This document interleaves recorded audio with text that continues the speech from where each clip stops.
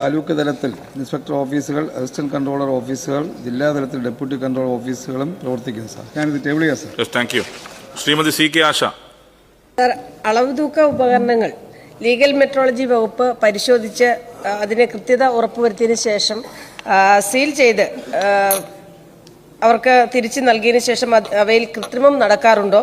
ഉണ്ടെങ്കിൽ അത് തടയാൻ സർക്കാർ എന്ത് നടപടിയാണ് സ്വീകരിച്ചിരിക്കുന്നതെന്ന് വ്യക്തമാക്കാം.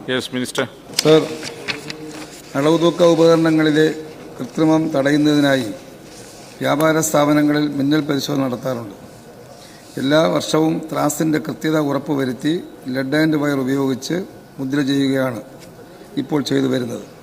ലെഡിൻ്റെ ഭാഗം ചൂടാക്കി ലൂസാക്കി വയർ ഇളക്കി മാറ്റാനുള്ള സാധ്യത നിലവിലുള്ളതായി ശ്രദ്ധയിൽപ്പെട്ടിട്ടുണ്ട്.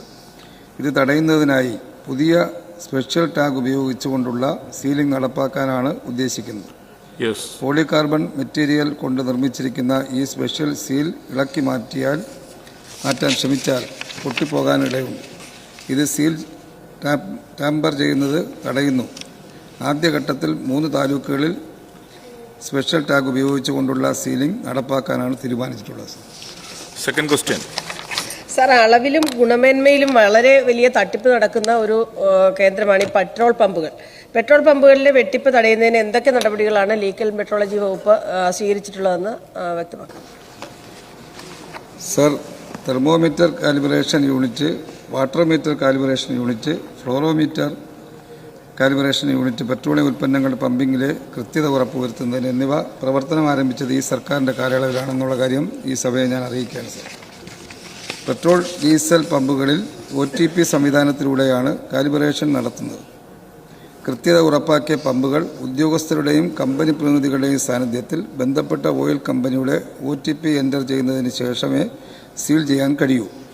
ഇപ്രകാരം സീൽ ചെയ്യുന്ന പമ്പിൻ്റെ K ഫാക്ടർ സർട്ടിഫിക്കറ്റിൽ രേഖപ്പെടുത്തും. വീണ്ടും OTP ലഭിച്ചാൽ മാത്രമേ മെഷീനിൽ അളവ് വ്യത്യാസപ്പെടുത്താൻ കഴിയൂ എന്നതിനാലും അങ്ങനെ ചെയ്താൽ K ഫാക്ടർ മാറുമെന്നതിനാലും അളവിൽ കൃത്രിമം കാണിച്ചാൽ വളരെ വേഗം കണ്ടെത്താൻ കഴിയുന്ന ഒരു സാഹചര്യമുണ്ട്. കൂടാതെ പമ്പിൽ സൂക്ഷിച്ചിട്ടുള്ള അളവ് പാത്രം ഉപയോഗിച്ച് പൊതുജനങ്ങൾക്ക് അളവ് പരിശോധിക്കാവുന്നതാണ് സർ. ശ്രീ PS സുബാൽ ചുമതലപ്പെടുത്തിയ പ്രകാരം ശ്രീ GS ജയലാൽ. സർ, സംസ്ഥാനത്തെ ആശുപത്രികളിലും മറ്റാരോഗ്യ സ്ഥാപനങ്ങളിലും ഉപയോഗിക്കുന്ന തെർമോമീറ്ററുകളും സ്പിഗ്മോമാനോമീറ്ററുകളും ലീഗൽ മെട്രോളജി വകുപ്പ് കൃത്യത ഉറപ്പുവരുത്താറുണ്ടോ? ഇതിനായി എന്തൊക്കെ നടപടികളാണ് ഗവൺമെന്റ് സ്വീകരിച്ചിട്ടുള്ളത്? സർ, തെർമോമീറ്ററുകളും സ്പിഗ്മോമീറ്ററുകളും കാലിബ്രേറ്റ് ചെയ്യുന്നതിനായി എറണാകുളം ലീഗൽ മെട്രോളജി ഭവനിൽ ലാബ് സജ്ജീകരിച്ചിട്ടുണ്ട്. നിലവിൽ മേപ്പടി ഉപകരണങ്ങളുടെ ആദ്യ പരിശോധനയാണ് ഒറിജിനൽ വെരിഫിക്കേഷൻ ഇപ്പോൾ നടക്കുന്നത്. പുനഃപരിശോധന റീവെരിഫിക്കേഷൻ നടത്തുന്നതിനായി കൂടുതൽ ലാബറട്ടറി സൗകര്യങ്ങളും മാൻ പവറും ആവശ്യമായി വരുന്നതാണ്. ഇത്തരം പരിശോധന നടത്തുന്നതിനുള്ള നിയമപരമായ അധികാരം ലീഗൽ മെട്രോളജി വകുപ്പിൽ നിക്ഷിപ്തമാണ്. ശ്രീ വി ശശി. സർ, സംസ്ഥാനത്തെ ഇലക്ട്രിസിറ്റി മീറ്ററുകളും വാട്ടർ മീറ്ററുകളും കാലിബ്രേറ്റ് ചെയ്യുന്നതിനുള്ള നിയമപരമായ അധികാരം ലീഗൽ മെട്രോളജി വകുപ്പിനുണ്ടോ? ഉണ്ടെങ്കിൽ അപ്രകാരം ചെയ്യാറുണ്ടോ? അളവ് തൂക്ക ഉപകരണങ്ങൾ മുദ്ര വയ്ക്കാനുള്ള അധികാരം കേന്ദ്ര സർക്കാർ സ്വകാര്യ ഏജൻസികൾക്ക് നൽകിയ കാര്യം ശ്രദ്ധയിൽപ്പെട്ടിട്ടുണ്ടോ? ഉണ്ടെങ്കിൽ ലീഗൽ മെട്രോളജി വകുപ്പിന് ഇതെങ്ങനെ ബാധിക്കുന്നുവെന്ന് വ്യക്തമാക്കണം. സർ, ഇലക്ട്രിസിറ്റി മീറ്ററിന്റെ വെരിഫിക്കേഷൻ കേന്ദ്ര സർക്കാർ 2011 ലീഗൽ മെട്രോളജി ജനറൽ റൂൾസിൽ ഉൾപ്പെടുത്തിയിട്ടില്ല. ഉൾപ്പെടുത്താൻ കേന്ദ്ര സർക്കാരിലേക്ക് പ്രപ്പോസൽ സമർപ്പിച്ചിട്ടുണ്ട്. എറണാകുളത്തുള്ള സെൻട്രൽ ലാബിൽ വാട്ടർ മീറ്റർ കാലിബ്രേഷൻ ലാബിൽ വാട്ടർ മീറ്റർ വെരിഫിക്കേഷനുള്ള സംവിധാനങ്ങൾ ഒരുക്കിയിട്ടുണ്ട്.